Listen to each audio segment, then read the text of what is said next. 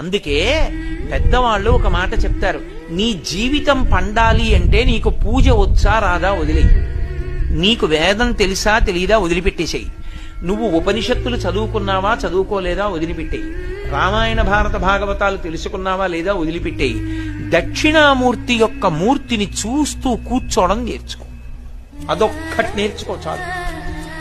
ఏమక్కర్లేదు, ఇంకా దక్షిణామూర్తిని పెట్టుకుని రోజు కాసేపు ఆయన్ని చూస్తే చాలు. మీకు నేను ఇంకా విచిత్రమైన విషయం చెప్పనా, చంటి పిల్లలు కొంచెం కొంచెం పెరిగి పెద్దవాళ్ళు అవుతున్నప్పుడు ఇంట్లో అందమైన దక్షిణామూర్తి విగ్రహం ఉండి, విగ్రహం అంటే ఫోటో కనీసం ఉండి, పిల్లలు కాసేపు దాని వంక చూడడం అలవాటైతే మీరు చూడండి, నేను యథార్థం చెప్తున్న, పెద్దలు నిర్ణయం చేసింది, వాళ్ళు కళ్ళు తిప్పి ఆడుకుంటూ ఆడుకుంటూ పాకడం కూర్చోడం వచ్చినప్పుడు చూసినప్పుడు వాళ్ళు నిశ్చలంగా కాసేపు ఇలా దక్షిణామూర్తి వంకే చూస్తారు.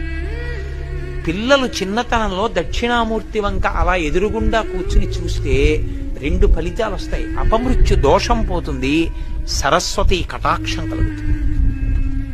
అందుకే అసలు ఇంట దక్షిణామూర్తి ఫోటో లేని ఇల్లు ఉండరాదు.